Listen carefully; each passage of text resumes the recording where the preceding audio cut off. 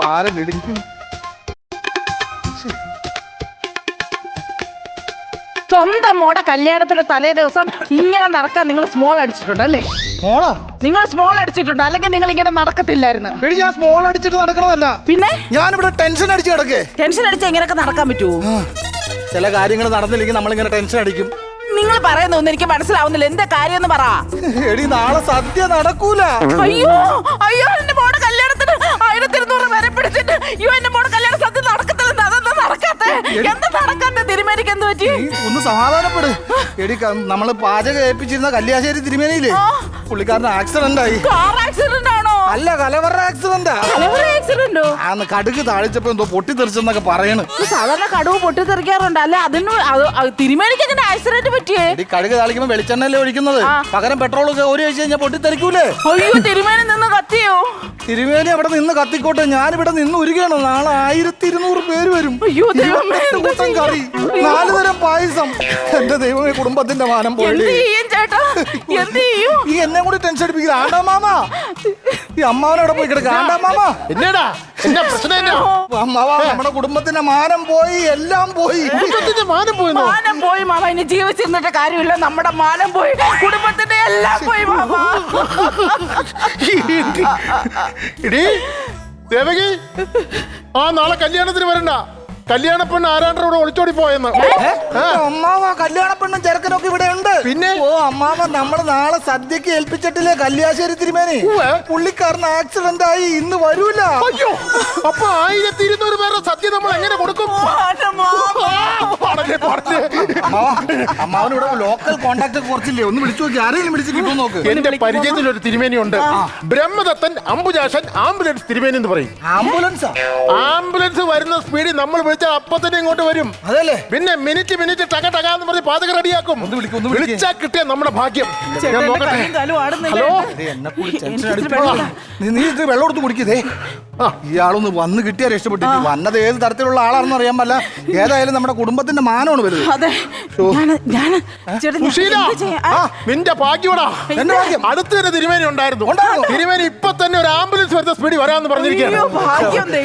ദൈവമേ, ഞങ്ങളൊന്ന് അകത്തേക്ക് ചെല്ലാം. കാരണം വിളിക്കാത്ത ആരൊക്കെയോ വന്നിട്ടുണ്ടെന്ന് പറയുന്നു കല്യാണത്തിന്. ഒന്ന് നോക്കിയിട്ട് വരാം. നീ ബാക്കി കാര്യങ്ങൾ അകത്ത് പോയി നോക്കാം.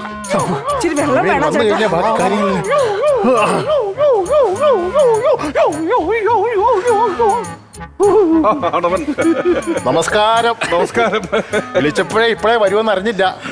വിളിച്ചല്ലോ, ഒരു പരിപാടി ഇല്ലാണ്ടിരിക്കുകയായിരുന്നു ഞങ്ങള്. അങ്ങനെ നാട്ടുകാർ പറയും, പക്ഷെ മുടിഞ്ഞ തിരക്കായിരുന്നു. ഒരുപാട് തിരക്ക് കാരണം ഞങ്ങൾ നിൽക്കാൻ സമയമില്ലാതെ നിൽക്കുമ്പോഴാണ് ആണ്ടവൻ വിളിച്ചത്. തിരക്കെന്ന് പറഞ്ഞാൽ ഒരു മെനകെട്ട തിരക്ക്, വൃത്തികെട്ട തിരക്ക്. ഇരുന്നിരുന്ന് നടുവിന്റെ കണ്ണി പറഞ്ഞു പോയി. ഇനി അടുത്ത മഴ പിടിച്ചാലേ ഒന്ന് നേരെ നിൽക്കാൻ പറ്റത്തുള്ളൂ. പാചകം മാത്രമല്ല, ഭയങ്കര കോമഡി കൂടിയാ.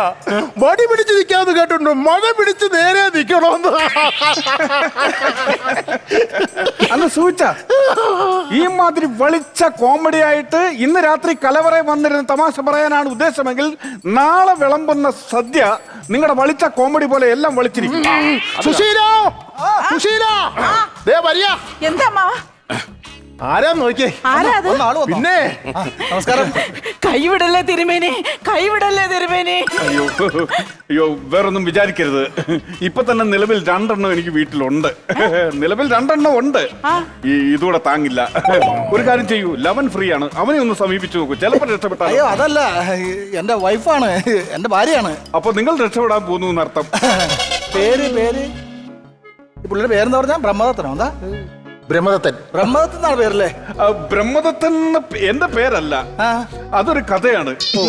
ഞാൻ ഒരു ദിവസം ഇങ്ങനെ പാചകം കഴിഞ്ഞ് വരുമ്പോൾ റോഡ് സൈഡിൽ ഉണങ്ങിക്കരിഞ്ഞ ഒരു കദളിപ്പഴം പോലെ കരിയിലടയിൽ എന്തോ കിടന്ന് അനങ്ങുന്നു. ഞാൻ കാലുകൊണ്ട് കരിയില ഇങ്ങനെ വകഞ്ഞു മാറ്റി നോക്കിയപ്പോൾ ദേ ഇവനാണ്. ഇത്രേ ഉള്ളൂ, ഒരു കുരുട്ടടക്ക അവിടെ കിടന്ന് കൈകാലിട്ടടിക്കുകയാണ്. ഞാൻ ഒട്ടും മടിച്ചില്ല. ആരുമില്ല ചുറ്റുവട്ടത്ത്. ആ കുഞ്ഞിനെയും കൊണ്ട് വീട്ടിൽ കൊണ്ടുപോയി അവന് ബ്രഹ്മൻ എന്ന് പേരിട്ടു. ആ. ബ്രഹ്മനെ ദത്തെടുത്തത് കൊണ്ട് നാട്ടുകാരനെ ബ്രഹ്മദത്ത് എന്നാണ് വിളിക്കുന്നത്. എന്റെ പേര് അംബുജാക്ഷൻ എന്നാണ്. നല്ല കഥയല്ലേ? അതെ, അമർചിത്രകഥ പോലെ തന്നെ. അങ്ങനെ തോന്നുന്നില്ല, ആർക്കും വിശ്വസിക്കാൻ തോന്നുന്നില്ല, പക്ഷെ സത്യം അതാണ്. എന്റെ മോളുടെ കല്യാണമാണ് ഇപ്പൊ സദ്യയൊക്കെ അങ്ങ് ഗംഭീരമാക്കി കൊള്ളോട്ടെ. ഗംഭീര മൂക്കില് വന്നപ്പോ തുടങ്ങി കൈയിടുണ്ടല്ലോ. അല്ല, മൂക്കിലൊന്നും പോയതല്ല,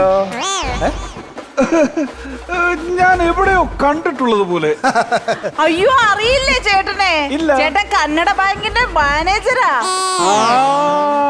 അത് പറ. സുശീൽ കുമാർ. എനിക്കറിയാം, സാറിനെ എനിക്കറിയാം. അറിയാലേ? സാറിനെ കാണാൻ വേണ്ടി സാറിന്റെ ബാങ്കിന്റെ പടി ഞാൻ ഒരുപാട് ചവിട്ടിക്കയറി വന്നിട്ടുണ്ട്. ആ ചില്ലുകുട്ടി ഞെളിഞ്ഞിരുന്നപ്പോൾ എന്നോട് പറഞ്ഞത് എന്താണെന്നറിയോ? പിന്നീട് നോക്കാം എന്നാണ് പറഞ്ഞത്. എനിക്ക് ഓർമ്മയില്ല കേട്ടോ. ആ ഓർമ്മ ഉണ്ടാക്കി തരാം, ഞാൻ ഓർമ്മ ഉണ്ടാക്കി തന്നിട്ടേ പോത്തുള്ളൂ. 1200 പേരുടെ സദ്യ നമ്മളെ രക്ഷിക്കണം. നിങ്ങളെ രക്ഷിക്കാം. 1200 പേരുടെ സദ്യയൊക്കെ ഞങ്ങൾ റെഡിയാക്കി തരാം. പക്ഷെ അതിനു മുമ്പ് മോളുടെ കല്യാണമല്ലേ? മോളെ വിളിക്കേ. അതെ, മോളെ വിളിക്കേ. ഞാൻ പറഞ്ഞു കൊടുക്കാം. മോളെ വിളിക്കുന്ന ഒരു ചടങ്ങുണ്ട്. ഞങ്ങൾ എവിടെ ലിസ്റ്റാണ്. പാചകത്തിന് ചെന്നാലും മോള് വന്നിട്ട് ദക്ഷിണ കൊടുക്കണം ആശാനി, എന്നാലേ പാചകത്തിലേക്ക്. അങ്ങനെ ഒരു ചടങ്ങൊന്നും നമ്മുടെ കുടുംബത്തിലില്ല. നിങ്ങളുടെ കുടുംബത്തിൽ ഇല്ലായിരിക്കും, പക്ഷെ ഞങ്ങൾക്ക് ഇങ്ങനെ ഒരു ശീലമുണ്ട്. പറ്റില്ലെങ്കിൽ ഞങ്ങൾ പോയേക്കാം.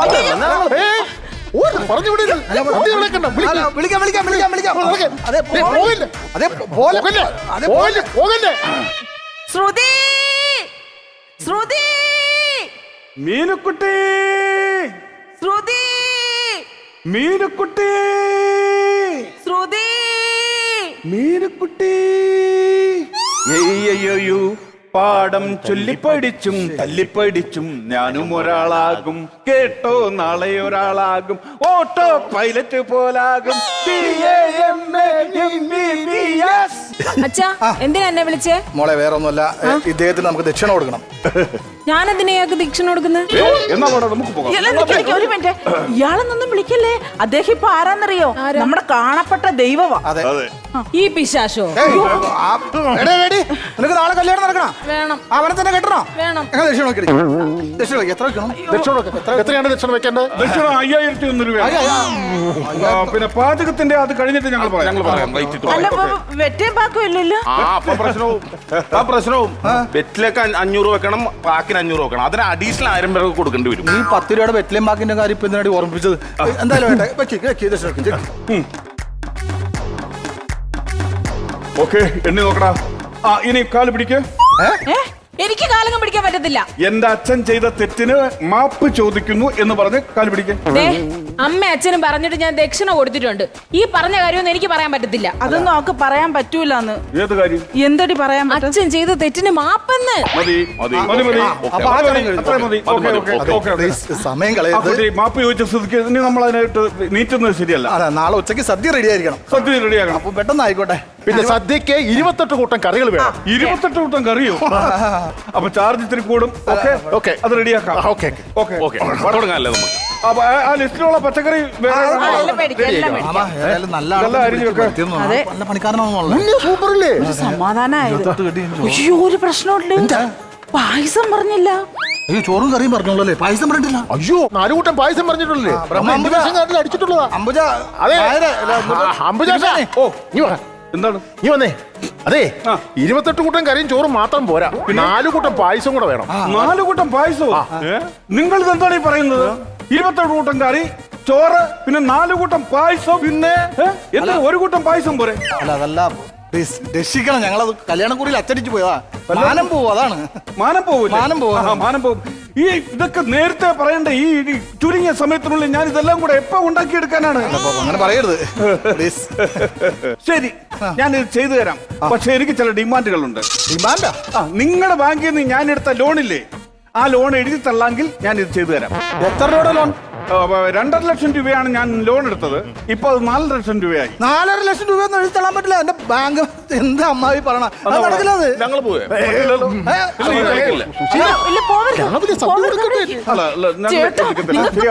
ലക്ഷം രൂപയാണോ വലുത്? അത് കൊച്ചിന്റെ മാനമാണോ? കുടുംബത്തിന്റെ മാനം മൊത്തം പോകും. നാളെ ആൾക്കാർ വരുമ്പോ എന്തെടുത്തിട്ട് വിളമ്പും. അമ്മേ, അച്ഛാ, ഞാൻ ഒരു കാര്യം പറഞ്ഞേക്കാം. ഈ കല്യാണം കൂടെ മുടങ്ങി ഇവിടെ ശവം വീഴും. മോളെ കടുങ്കയൊന്നും ചെയ്യരുത്. നീ സമാധാനിക്ക്. അയ്യടാ, ഞാൻ മരിക്കുമെന്നല്ല പറഞ്ഞത്, നിങ്ങൾ രണ്ടുപേരെ ഞാൻ കൊല്ലും. അയ്യോ കണ്ട അവള് പറഞ്ഞ പോലെ ചെയ്യുന്നത് കേട്ട കൊന്നുകളെ. അപ്പൊ ഞങ്ങള് ഇറങ്ങാണേ. നിങ്ങളുടെ ശമ്പളത്തിൽ നിന്ന് പിടിക്കുമെന്ന് പിടിച്ചോളാൻ പറ. 4 ലക്ഷം രൂപയല്ലേ ഉള്ളൂ. ഓക്കെ 4.5 ലക്ഷം എഴുതി തള്ളാം. ഓക്കെ ആണോ? ഓ ഓക്കെ. എന്നാ പിന്നെ നാളെ രാവിലെ 10 മണിയാകുമ്പോഴത്തേക്ക് എല്ലാ സാധനവും റെഡി ആയിരിക്കും. എഴുതി തള്ളിയിരിക്കും. നാലൂട്ടം പായസം വേണേ. ആ അതൊക്കെ റെഡിയാണ്. 4 ലക്ഷം പോയാലെന്താ? നാലൂട്ടം പായസം കിട്ടത്തില്ല. 4 ലക്ഷം പോയാലെന്ന് 4.5 ലക്ഷം രൂപയ്ക്കാണ് ഒരാളെ പാചകത്തിന് വിളിക്കുന്നത്. പിന്നെ ഈ പടവലം കണ്ടപ്പോഴാണ് ഒരു കാര്യം ഓർത്തത്. എന്റെ കൊച്ചച്ഛൻ താങ്കളുടെ ഭാഗ്യം ഒരു ചെറിയ ലോൺ എടുത്തിട്ടുണ്ടായിരുന്നു. ഒരു 50,000 രൂപയുടെ ലോണ് പടവല കൃഷി നടത്തുന്നതിന് വേണ്ടിയായിരുന്നു. അതുകൂടെ ഒന്ന് എഴുതി തള്ളിയാൽ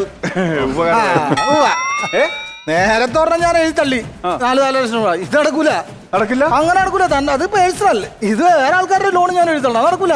നടക്കില്ല. അത് ചെയ്യാൻ പറ്റില്ല. അങ്ങനെ നനയുന്നേരം കുഴിക്കല്ലേ, അത് നടക്കത്തില്ലെന്ന് പറഞ്ഞാൽ നടക്കത്തില്ല. എങ്കിൽ പായസം കട്ട ചെയ്യും, ചോറ് കട്ട, അങ്ങനെ പറയാം. അവിയല് കട്ട. ഇനി കട്ട് ചെയ്യാൻ വരട്ടെ. എന്റെ പൊന്നെ തിരുമേനി കട്ട് ചെയ്യല്ലേ. എന്റെ ചേട്ടൻ ഓരോ നമ്മുടെ കട്ട് ചെയ്തോണ്ടിരിക്കുവാ. നിങ്ങൾ 50,000 രൂപയും കൂടെ കേക്ക്. എടി നീ ശമ്പളത്തിൽ നിന്ന് പിടിക്കാൻ പിന്നെ വേറെ കാശ് വേണ്ട. അല്ലെങ്കിൽ നമുക്ക് എങ്ങനെയല്ലേ ജീവിക്കാം? തള്ളാം. എഴുതിത്തള്ളൂ. 50,000 കാർഷികം തള്ളാം. അത് എനിക്ക് അങ്ങനെ വിശ്വാസമില്ല നിങ്ങളെ. നാളെ രാവിലെ 10 മണിക്ക് മുമ്പ് ഇത് ബാങ്കിൽ നിന്ന് എഴുതി തള്ളി എന്നുള്ള പേപ്പർ എന്നെ കൊണ്ട് കാണിക്കണം. എന്നാലേ ഇലയിൽ സദ്യ വിളമ്പൂ. ഓക്കെ ചെയ്യാം. ഇല്ലെങ്കിൽ മൊത്തത്തിലും കല്ലും മണ്ണും ആയിരിക്കും. അല്ലെ ഈ പായസവും ഇതൊക്കെ അങ്ങ് കൊണ്ടുപോകും. അതെല്ലാം കൊണ്ട് വരും. ഇതൊക്കെ ഉണ്ടാവുമല്ലോ അല്ലേ? ഒരു മിനിറ്റ്, ഞാൻ വീട്ടിലോട്ട് വിളിച്ച് എടി സുധർമ്മേ. ഞാനടി. പിന്നെ നമ്മുടെ കുടുംബത്തിൽ ആരെങ്കിലും ലോൺ എടുത്തിട്ടുണ്ടോ കാനഡ ബാങ്കിൽ നിന്ന്? ഒന്ന് ചോദിച്ചു നോക്കേ. ആരെങ്കിലും ഉണ്ടെങ്കിൽ നാളെ രാവിലെ 10 മണിക്ക് മുമ്പ് പറയുകയാണെങ്കിൽ ഞാൻ അതൊക്കെ എഴുതി തള്ളിക്കാം. വാട്സാപ്പ്, നമ്മുടെ വാട്സാപ്പ് ഗ്രൂപ്പില്ലേ കുടുംബത്തിന്റെ, അതിനകത്ത് ഇട്ടാ മതി. അതെ, ഞാനൊരു 5,000 രൂപ സൊസൈറ്റിയിൽ നിന്ന് എടുത്തിട്ടുണ്ട്. സൊസൈറ്റിന്ന് ഒന്ന് എഴുതി തള്ളിക്കാൻ പറ്റുമോ? അതെങ്ങനെയാ സൊസൈറ്റിയിൽ ലോണല്ലേ നീ എടുത്തത്? അതെങ്ങനെ കാനഡ ബാങ്കിൽ എഴുതി തള്ളിക്കുന്നത്? നീ ഒരു കാര്യം ചെയ്യും, സൊസൈറ്റിയിൽ നിന്ന് എടുത്ത ലോണില്ലേ കാനഡ ബാങ്കിലേക്ക് തള്ള. കാനഡ ബാങ്കിലോ? അവിടുന്ന് ഞാൻ എഴുതി തള്ളിക്കാം. സാർ ഇവിടെ നിൽക്കല്ലേ സാറേ, ഒരു ചെറിയ ഉപകാരം കൂടെ ചെയ്യണം. ഞങ്ങളുടെ കുറച്ച് കുടുംബക്കാര് സാറിന്റെ ബാങ്കിൽ നിന്ന് ലോൺ എടുത്തിട്ടുണ്ട്. വിവരം ലിസ്റ്റ് ഇപ്പൊ കിട്ടും. നാളെ രാവിലെ ഒരു 8 മണിക്ക് മുമ്പ് ഞാൻ ലിസ്റ്റ് തരാം. അപ്പൊ അവരുടെ കേസ് കൂടെ ഒന്ന് എഴുതി തള്ളി കഴിഞ്ഞായിരുന്നെങ്കിൽ വളരെ ഉപകാരമായിരുന്നു. ഞാൻ സത്യ ഗംഭീരമാക്കി തരാം. ആണല്ലേ? ഞാനങ്ങനെ സത്യം വലിയ ഗംഭീരമാക്കി തരേണ്ട കാര്യമില്ല. അയ്യോ, പച്ചക്കറി ഞങ്ങളങ്ങനെ ഒരു കൂട്ടമായ ഒരു തീരുമാനം എടുത്തിട്ടുണ്ട്. അതായത് എന്റെ ഒരു പെങ്ങൾ ജനകീയ ഹോട്ടൽ നടത്തുവാണ്. വിളിച്ചു പറഞ്ഞു 28 കൂട്ടം കറിയും ചോറും എന്റെ പെങ്ങൾ ഉണ്ടാക്കിക്കോളാന്ന് പറഞ്ഞു. ഇനി തന്റെ സഹായം വേണ്ട, തനിക്ക് ഇവിടുന്ന് പോകാം. പിന്നെ ചുമ്മാ പറയാ. തള്ളല്ലെന്ന്. അപ്പൊ ചോറും കൂട്ടാനും അവരുണ്ടാക്കും. എന്നാലും 4 കൂട്ടം പായസം 4 കൂട്ടം പായസം എന്റെ അമ്മാവൻ ശിവൻപിള്ള വന്ന് ഉണ്ടാക്കിക്കോളാന്ന് പറഞ്ഞു. അതാരടാ ഈ ചീമ്പിള? എന്റെ അമ്മാവൻ ശിവൻപിള്ള വന്ന് 4 കൂട്ടം പായസം ഉണ്ടാക്കിക്കോളാൻ പറഞ്ഞു. അപ്പൊ 28 കൂട്ടം കറി സദ്യം പെങ്ങളുണ്ടാക്കും, പായസം അമ്മാവനുണ്ടാക്കും. തന്റെ സഹായം വേണ്ട, ഇവിടെ ഇറങ്ങി പോ. സേവനം വേണമെന്നില്ല സാറേ. സദ്യ വേണ്ടെങ്കിൽ വേണ്ട, പക്ഷെ നമ്മുടെ ആ ലോഡിന്റെ കേസ് ഒന്ന് എഴുതി തള്ളിക്കൂടെ? ഇപ്പൊ ഇന്ന് രാത്രി എല്ലാം കൂടി എഴുതി തള്ളാൻ പറ്റുമെന്ന് തോന്നുന്നില്ല. ഒരു 2 കേസ് ഇട്ട് ഞാൻ എഴുതി തള്ളാം. നിങ്ങളുടെ 2 പേരുടെയും കേസ് ഞാൻ ഇന്ന് എഴുതി തള്ളാം. സന്തോഷമായി എഴുതി തള്ളി. സുശീല, അവർക്ക് അങ്ങനെ കാര്യം പറഞ്ഞാൽ മനസ്സിലാകത്തില്ല. 2 പേരെയും കൂടെ കഴുത്തെ പിടിച്ചുകൊണ്ട് ഉന്തി തള്ളിയാലേ മനസ്സിലാകുള്ളൂ. ഇറങ്ങണോ പന്തലിന്ന്? എന്താ പൊന്നു സാറേ, തള്ളാന്ന് പറഞ്ഞപ്പോ ഈ മാതിരി തള്ളാണെന്ന് ഞാൻ സ്വപ്നത്തിൽ പോലും വിചാരിച്ചില്ല.